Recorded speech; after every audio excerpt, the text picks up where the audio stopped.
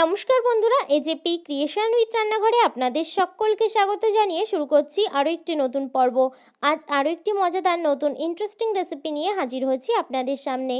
আজ আমি বানাবো গরমে প্রাণ মন ঠান্ডা করা একটা রেসিপি, লেবুর শরবত অথবা নিম্বু পানি রেসিপি।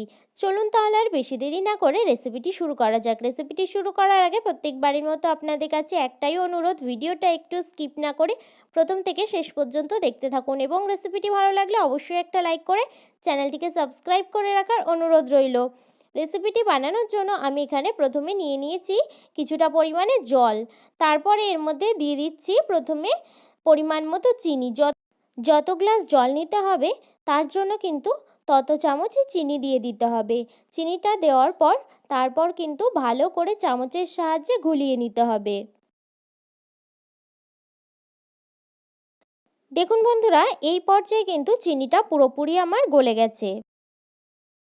তারপরে দিয়ে দিচ্ছি কিছুটা বিট নুন আর দিয়ে দিচ্ছি কিছুটা সাদা নুন, দিয়ে ভালো করে আবারও চামচের সাহায্যে কিন্তু মিশিয়ে নেব। এই পর্যায়ে সমস্ত কিছু কিন্তু আমার মিশিয়ে নেওয়া হয়ে গেছে। এবার সবশেষে কিন্তু দিয়ে দিচ্ছি লেবুর রস। তারপর এখানে আমি 2 চামচের মতো দিয়ে দিলাম একটু গ্লুকন ডি।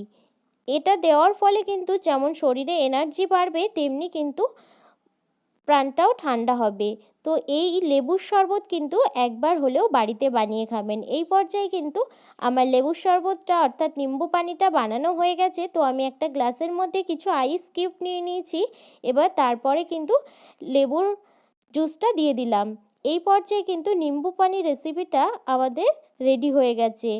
এই লেবুর শরবতটা বাড়িতে বানিয়ে খাবেন, তাহলে কিন্তু খুবই ভালো লাগবে। আর আমার এই রেসিপিটি যদি আপনাদের ভালো লেগে থাকে তাহলে অবশ্যই একটা লাইক করে দেবেন এবং কমেন্টের মাধ্যমে জানাবেন আমার এই রেসিপিটি আপনাদের কাছে কেমন লেগেছে, এবং বেশি বেশি করে শেয়ার করে আমার পাশে থাকবেন, আমাকে আরও উৎসাহিত করবেন।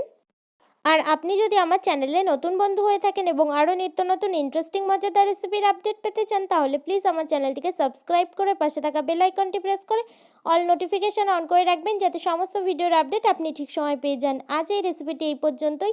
আরও একটি মজাদার নতুন কোনো ইন্টারেস্টিং রেসিপি নিয়ে আপনাদের সাথে দেখা হবে আরও একটি নতুন পর্ব। সবাই সুস্থ থাকবেন, ভালো থাকবেন এবং সাবধানে থাকবেন।